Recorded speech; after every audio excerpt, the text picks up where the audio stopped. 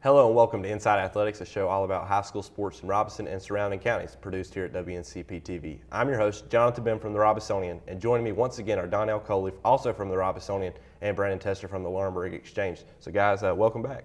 Good to be here. Thanks for being here. Yep, so we're almost ready to flip the calendars to February as conference games mean more and more with each contest. Playoff pictures are starting to become a little more clear thanks to a busy week last week, and more are expected in the coming weeks. To lead off, let's break down this matchup that we watched this past Friday and what we learned from them. So, Brandon, you perhaps saw the biggest surprise of the Sandhills already on the boys' side with Scotland's upset of Jack Britt by a score of 51-46. It created a logjam atop the league standings. What did you see from that matchup and what Scotland's boys were able to do, Brandon? Yeah, well, Scotland, earlier in the season, they really were not a second-half team at all. If it was even remotely close, if they had a small lead, they would just tend to fade away. And that kind of changed on Friday night at Jack Britt. Coach Matt Justin was talking about how the gym was so hot there, so they had to keep rotating guys in and out. But it still didn't seem to bother them. They were able to kind of stay in there. And Jack Britt's a good team, so they kind of fought back at the end. But it was a good win for Scotland because, like I said, they just haven't really been able to hold up at the end of games and clutch times like that. Yeah, so Donnell, having seen Jack Britt before the season, what impression did they give you? I mean, you talked about the atmosphere. They're sort of dull at times. Yeah, probably not the top 10 places that you want to watch a basketball game, but their team is really long. They defend well. They're not going to be a team that's going to run away from you, run up the scoreboard on you or anything like that, but their defense is real. So they always stay in games, so that's pretty much my impressions from seeing them twice this year. Yeah, so Brandon, what about the women's side? Yeah, on the girls' side, Scotland's just, I've talked about before being undersized, being a little underexperienced, and they just need to continue building their IQ, and that's really a tough thing to do when you're in the heart of your Sandhills conference schedule. So this is, just kind of a building process for them. It's going to be a struggle because they have some tough teams coming up. But they did get a win on Saturday right after against Marlborough at home, so that was a good thing for them, especially on the new floor for Scotland. Yeah, and talk about that. What was that like being in that gym for the first time since Hurricane Florence ravaged that arena? Yeah, it was. I think it was, definitely lightened the mood a lot. Because they had been playing down at Sycamore Lane Middle School. It's a much smaller facility, and now they're back at Scotland, and the new floor looks real nice. Everything's really up to date, and they're still kind of adding some more features to the gym later on, and it definitely helped them. I think it gave them more motivation to be in front of everyone again and be back at their own spot. Yeah, so staying in the Sandhills, Lumberton swept Hoke with the nightcap bringing all the drama as the Pirates stormed back to earn a double overtime win. The Lady Pirates earned another convincing win as well, as both programs appeared to take their role as the premier basketball teams in the county. So Donnell, what did you see from both teams in that game against Hoke? Well, for the boys, it was pretty much dull in the first half. It's like I said last week, they don't handle distractions too well, so I feel like they weren't up for it in the first half. They looked very complacent. In the second half, they showed grit. They were down by 18 early on in the first quarter. They came back a little bit in the second quarter, and in the third quarter, fourth quarter, they started imposing their will. Ended up pulling out in double overtime, so they showed grit. And then the girls, they just showed their dominance. They're one of the top teams in that conference. So I think if they keep playing the way that, connected like they can, I think they can win that conference. Yeah, Lumberton was one of those teams that Scotland also was able to defeat, another one of those title contender teams. And having seen everybody through once with covering Scotland, Brandon, do you think Lumberton is a title contender on both sides? Yeah, Lumberton's definitely a title contender, but there's several title contenders really because we know that anyone can beat anyone in that conference on any given night. Yeah, so obviously if you look at the standings now, Pinecrest is leading on both sides with the big upset last night we were just talking about before the show. Richmond stays at home, and Pinecrest comes and loses by 26. Nobody really saw that coming. It seems like it's just a crazy year in the Sandhills, right, Brandon? Yeah, and it just, like I said, it just goes to show that you can't really sleep on anyone. You got to show up every night. Even when Scotland was struggling really at times going on losing streaks, they were still able to show up and catch some teams off guard and get wins. So you got to show up every night. Yeah, so talk about the two games y'all went to. I witnessed a team of 7 players for the St. Paul's girls basketball team defeat a winless Fairmont girls team on Friday behind the scoring of T.J. Eichelberger for a 47-24 win. Donnell, you've seen TJ play.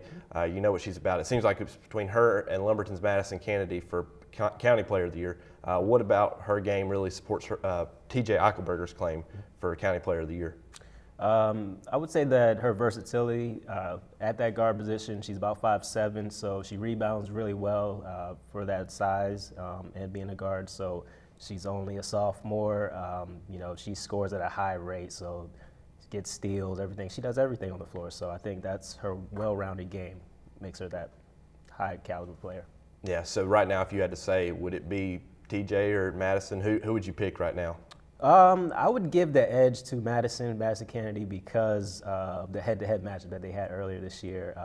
That just sticks out in your mind. TJ looked like a sophomore in that game. She didn't play well. She didn't shoot the ball in the first half hardly. So I think you'd have to give the edge to the veteran there. Yeah, in the boys' contest, Fairmont got revenge for with a 54-50 win over the Bulldogs. So Brandon, is this the type of win that could help Fairmont get back on track this year? Yeah, definitely. Especially, you know, we've seen the struggles they've had, kind of just, you know, a different system this year with after they lost their senior class from last season. But especially a win where you have to have some grit and, you know, kind of fight it out. That's a really good thing for that program. Yeah, so Donnell, right now we don't know what St. Paul's is doing. It seems like they're sort of all over the place. They won 8 straight. Now they've lost 2 in a row. What can you make heads or tails of what's going on right now with them? It's really tricky. I mean, it sounds like they have some discipline problems with their star players, and you know that can throw things off. That can throw the whole wagon off. So, I mean, you know, I think we can salvage the program, the season for the program. But I don't know. They're gonna have to figure some stuff out here. They have a big game coming up on Friday, so we'll see. Yeah, they'll play West Columbus, the top team in the Three Rivers on the boys' side. So elsewhere in the county, Purnell Sweat suffered 2 bad losses to Richmond. The 30-point loss for the Rams in the boys' contest continues the downward spiral for the teams since the Robes County shootout. The girls are still searching for their first conference win. So Donnell, big question, what the heck's going on in Pembroke? I mean, that situation there is just, I feel bad for them almost because of where they started. They were like 7-1, 7-2.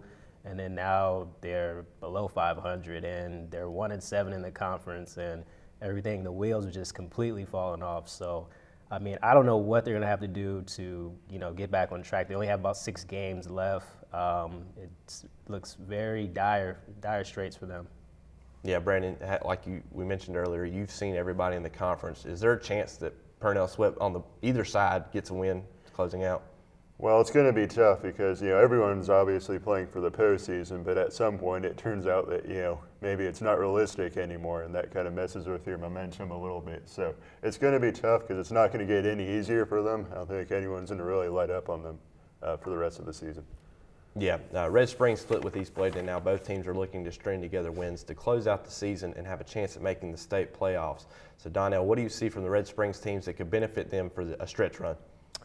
So for the boys, I think Red Springs is, you know, they're inconsistent, of course, as we've been saying all year. But I think if they can find a go-to scorer consistently, if they can find that, then they'll be all right. The girls, they're a little up and down as well. Not too sure what's going to happen with them because they're inexperienced. So we'll just have to see how that plays out. Yeah, we mentioned inexperience. How have you seen that Red Springs team grow? I mean, they've obviously had some pieces that have emerged here in the last couple of weeks to help them out. The boys or girls? The boys. Boys, you know, I feel like Jalen Mack, he's one of those experienced guys, so he provides a lot in that backcourt for them. You know, Keegan Brayboy also, those are 2 experienced guys for them. So outside of that, I think if they get some of their bigs inside, the young bigs to step up with that backcourt, they can be okay. Yeah, so while Lumberton pulled out a double overtime win, the South Robinson boys lost on the road at Whiteville and can chalk up the loss to poor free throw shooting as the Mustangs missed 19 free throws. So Donnell, we were talking earlier last night with the county AD Jerome Hunt about that situation with the girls' side. We know St. Paul's was able to string enough players to get have an eligible team. Purnell or South Robinson actually did not have enough players. And you've since learned some more stuff about that situation. Yeah, just speaking with Jerome, it seems like the South Robinson girls are going to try to get 4 or 5 from, they don't have a JV program now this year, but it seems like they're going to pull some of those from what they had last year, that JV program. So they are going to continue to play some games for the rest of the year. Yeah, so we were informed on last Friday that the state had reached out to St. Paul's and South Robinson and told them they were ineligible to make the state playoffs. They were both fined $1,000, and in total there was 19 players that were forced to sit out 4 games for their involvement in the altercation. So, Donnell, first, we mentioned St. Paul's earlier. A team like that with the girl on the girls' side, how are they really able to cope with something like that when they know their season, if this holds true, that they have nothing to play for? I think it starts with their coach. I think Mike Moses is one of those guys that he wakes up and just exudes energy. So, no matter who they have 2 players or 3 players, they're just going to go out there and play. So, and it does help that they have TJ leading scorer in that conference. So, I think they'll be all right. They'll be set.